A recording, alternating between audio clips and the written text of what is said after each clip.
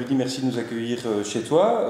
On est là pour un peu retracer ton portrait et voir un petit peu quel fut ton parcours. Donc pour voir un parcours, il faut voir d'abord d'où on vient. Donc tu es né à Fleubec il y a de cela combien d'années? Bon, je ne compte plus les années maintenant. Non, je suis né à Renay, dans la ville de Renay, et j'ai été élevé entre la ville flamande de Brakel et le village de Fleubec. C'était en 1963, chacun fera le compte. Donc 5 années avant 68. Et c'était une enfance, comme je l'indique, transfrontalière. J'allais courir les pieds nus dans les ruisseaux de Brakel et puis dans les ruisseaux de Fleubec comme le font les enfants. Et au passage, m'imprégner, indépendamment de la beauté de la nature du pays des collines ou des Ardennes flamandes, des langues vernaculaires, des dialectes flamands et picards de ces régions. Mon père était wallon et ma mère était flamande. Mon père ne parlait pas un mot de flamand et ma mère ne parlait pas un mot de français. Et mon père était plutôt au départ d'ailleurs proche des mouvements radicaux wallons. Donc c'était un dur, presque, j'oserais dire, anti-flamand, et qui a fini par épouser une flamande. Ce qui veut dire qu'il faut toujours être très prudent dans ses engagements politiques, et ce que ça a donné, c'est un couple qui était effectivement biculturel, avec des enfants qui très tôt ont été dans le bain linguistique des deux langues, et puis un décès rapide de mon père. Il est décédé quand j'avais 5 ans, ma sœur 1 an, et donc on a été à ce moment-là un peu, je vais dire, au-delà du fait d'être bousculé, devant la prise en charge tantôt par la famille flamande, tantôt par la famille francophone. L'ambiance de la famille, l'école aussi, tu es bon élève? Alors, on le dit, mais la vérité que j'étais un élève parmi les autres. J'étais pas le meilleur. Je crois qu'au fur et à mesure de mes études, j'ai voulu progresser. Et puis, il y avait un enjeu que ne connaissent pas d'autres enfants. C'est que si je ne réussissais pas la prise en charge de moi-même par la progression sociale qu'offrent les études, je n'avais pas de planche de salut. Donc, pour moi, c'était une façon aussi de vouloir apporter à ce père disparu la revanche de la vie. Donc, j'avais un père absent physiquement, mais très, très mentalement présent, parce qu'il était une mire, un objectif, une cible, un but à transcender, à dépasser. Comment est-ce que la politique au sens large apparaît dans la vie de l'adolescent que tu étais? J'ai presque envie d'en faire un constat psychanalytique. Pourquoi? Parce que ma sœur et moi, on a vécu la même chose, une enfance sous forte tension, la perte d'un père, une mère affaiblie, tout ça pousse à la remise en cause constante. Donc, ce n'est pas une jeunesse inconsciente et joyeuse. En tout cas, elle n'était pas que inconsciente et joyeuse, elle était fort marquée. Et donc, cette enfance tendue nous a imposé d'avoir en tant qu'adultes des vies en tension aussi. Et je crois que la vie politique est très difficile aujourd'hui. Il ne faut pas mentir aux gens, ceux qui pensent qu'on s'engage en politique uniquement sur base d'une volonté d'occuper des mandats, etc. Ceux-là, je leur conseille sincèrement de faire autre chose. Mais les tensions sont une réalité, la gestion des tensions sont une réalité. Et moi, j'ai retrouvé par la politique, et aussi mon engagement altruiste, parce que les valeurs fondent cette forme de tension positive que la politique peut amener. J'ai voulu choisir un métier qui donne immédiatement un débouché sur quelque chose qui offrait une faculté de modifier positivement la vie, pas seulement la mienne, mais celle des autres. Et c'est comme ça que de fil en aiguille, je me suis intéressé à la politique sans nécessairement m'y destiner. J'étais engagé sur le plan militant, j'ai créé déjà à mes 15 ans un mouvement de jeunesse qui s'appelait la Jeunesse progressiste francophone, parce qu'à Fleubec, les tensions communautaires entre flamands et francophones étaient évidentes. On venait jeter du goudron sur la façade communale, on peignait les panneaux bilingues avec des couleurs. Donc tout ça, j'ai connu, j'ai créé déjà 15 ans ça. Puis je suis entré aux jeunesses socialistes progressivement, aux étudiants socialistes par affinité idéologique que j'ai ressenti, mais en ayant aussi à chaque fois des débats avec ma famille, des discussions. C'est pas une opinion qui est tombée comme ça du ciel, mais je veux dire, je n'ai pas été engagé dans la voie politique par détermination. C'est vraiment un choix, et un choix qui finalement avait pour ancrage le concret du quotidien. Donc tu choisis, je reviens, d'étudier alors les Sciences Po. Les Sciences Po. Mais les Sciences Po avec une connotation qui est celle du droit international public, et je choisis dans toutes mes options à chaque fois la macroéconomie. Donc ce sont les deux passions que j'ai à l'intérieur de la science politique, c'est le droit international public. Je me destinais à devenir diplomate, ce que je n'ai pas fait, mais également la macroéconomie parce que j'étais passionné par l'économie politique et ses dérivés. Et puis au bout du compte, c'est un chemin où je deviens secrétaire national des jeunes socialistes, président national des jeunes socialistes, puis président de la fédération du Hainaut occidental de Nouvelle-Wallonie-Picarde du Parti socialiste, membre du bureau du Parti socialiste depuis que je suis à la tête des jeunes socialistes à l'époque. Donc il y a eu une espèce d'effet d'entraînement et puis des éléments aléatoires. Quand on se présente aux élections et qu'on est élu pour la première fois, c'est quelque chose qui vous entraîne. On ne maîtrise pas vraiment le mouvement. On le veut sans savoir où on va. J'allais te poser la question, après les études, tes premiers pas professionnels, ça a été directement déjà dans la politique ou Non. Bon, d'abord, j'ai cherché un boulot et je suis passé par les files de chômage. Et quand j'allais me présenter dans des entreprises, je me souviens de très longs déplacements. J'allais parfois dans la région de Charleroi, je me souviens à Glaverbell à l'époque, présenter mon CV. On me disait, vous avez un CV intéressant, mais il est au-delà des compétences requises chez nous, allez voir ailleurs. Donc j'ai eu cette période de recherche active d'emploi, déjà impliqué en politique, parce que je m'occupais de mouvements de jeunesse, avec des situations cocasses. J'étais parfois dans les files de chômage, et des gens venaient me voir dans la file de chômage en me demandant « Vous ne pourriez rien faire pour nous ?» J'essaie d'abord de m'en sortir, mais c'est vous dire que l'image qui était donnée à l'époque était une image aussi du politique comme uniquement prestataire de services, l'assistance sociale de substitution. Alors, évidemment, on ne peut pas dire aux gens « je n'ai pas d'intérêt », à l'inverse, pour les situations individuelles. Mais il ne fallait pas assimiler l'engagement politique à un mandat de para-assistant social et baser la politique sur une prestation de service qui donnait le sentiment d'acheter un suffrage. Donc j'ai toujours eu cette sensibilité un peu réfractaire à cette façon de faire de la politique qui est peut-être une de mes marques de fabrique aussi en tant que militant. Et donc après les files de chômage, ton premier boulot? C'était un boulot au Cériste, le Cériste à Tournai, dans un centre qui était un centre bibliothécaire destiné aux sciences et aux technologies. Donc on voit que ce n'est pas du tout en relation avec ma formation de base.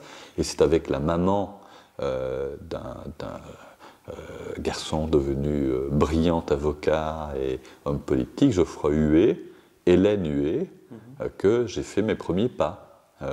Une artiste tournaisienne aussi, Annie Brasseur, et puis d'autres, des Martine, des Chantal, dont je me souviens encore aujourd'hui.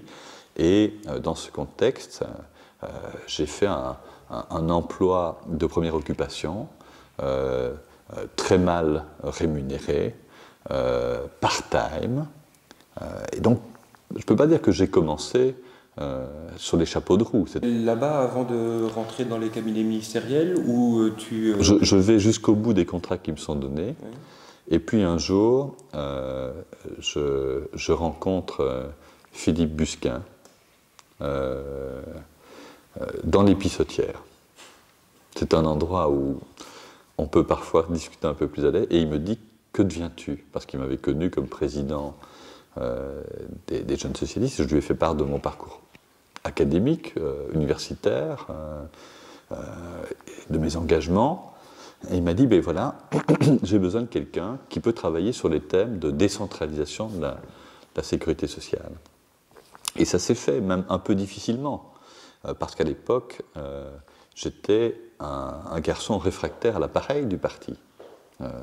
Et j'avais eu quelques occasions dans les congrès du parti en Wallonie-Picarde, comme sur le plan national, d'être très frontal, notamment par rapport à ce grand homme qu'est Guy Spitals. Donc on a eu des moments de tension, mais aussi de respect. Je veux dire que c'était à la fois de la tension et du respect. Et j'ai même découvert après de l'affection. Malgré les réticences de l'appareil du parti, parce que j'avais été ce jeune un peu frontal et intempestif, mais j'ai été récupéré en quelque sorte l'embargo sur Rudy Demotte, où le veto a été levé, et je suis entré chez Philippe Busquin. Pour peu de temps finalement, 2 ou 3 ans, et puis j'ai passé un examen à la ville de Lessines qui m'a conféré le métier dont je suis encore aujourd'hui titulaire, qui est celui de secrétaire, on dit maintenant directeur général, secrétaire du CPS de Lessines. Tu te souviens de ta première campagne électorale comme candidat? C'était pour quel scrutin? C'était une campagne pour les élections communales. Et j'avais été sur des listes avec mon oncle, flebecquois, Jacques Leroy, et j'avais été élu comme conseiller communal. Ça avait été une campagne un peu difficile parce que, comme toutes les campagnes, les luttes entre candidats, on espère dans le Parti socialiste que ça ne se fasse pas, mais ça a été comme ça. Je suis élu, mais j'ai dû démissionner, puisque mon oncle, siégeant en même temps que moi, il avait fait aussi un meilleur score, il était tête de liste. J'ai donc démissionné du conseil communal pour siéger au CPAS, dont je suis devenu vice-président à Flebecq. Et puis, les élections suivantes, c'était des élections à d'autres niveaux. J'ai été, à un moment donné, appelé à siéger sur une liste européenne. Et là, j'ai fait ma première grande campagne, avec un score en tant que président des jeunes socialistes qui n'était pas du tout négligeable. Je me suis fait remarquer positivement.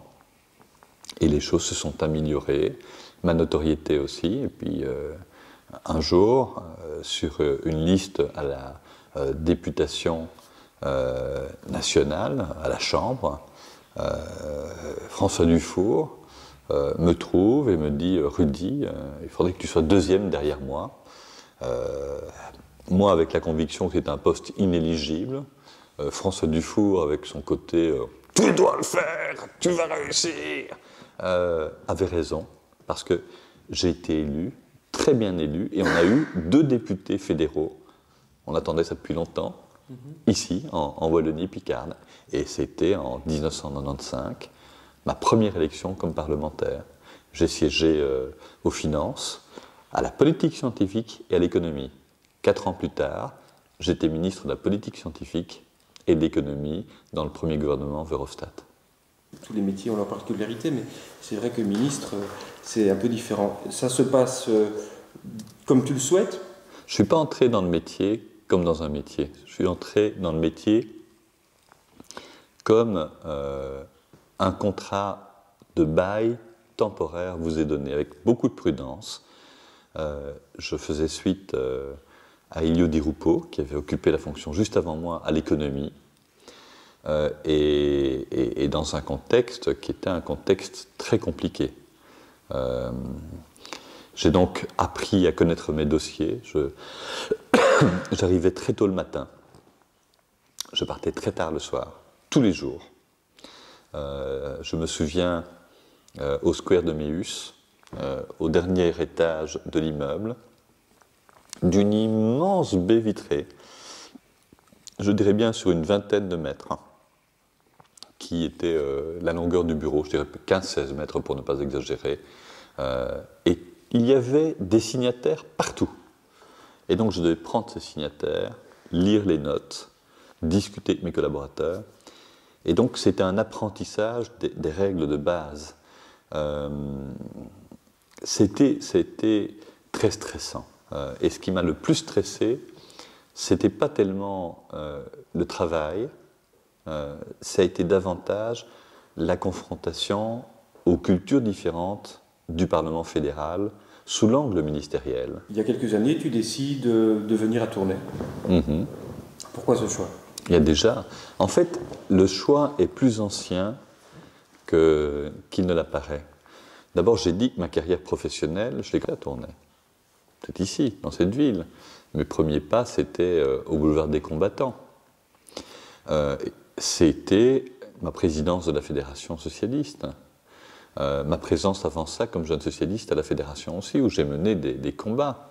Donc, la ville capitale de Wallonie-Picarde a toujours été proche de moi. Mais pour autant, étant sur le village de Flobecq, j'avais un avantage qui était celui-ci, c'est que je n'appartenais à aucune des trois villes principales de Wallonie-Picarde, Moucron, Ath et Tournai, et donc j'apparaissais comme au-dessus des arbitrages.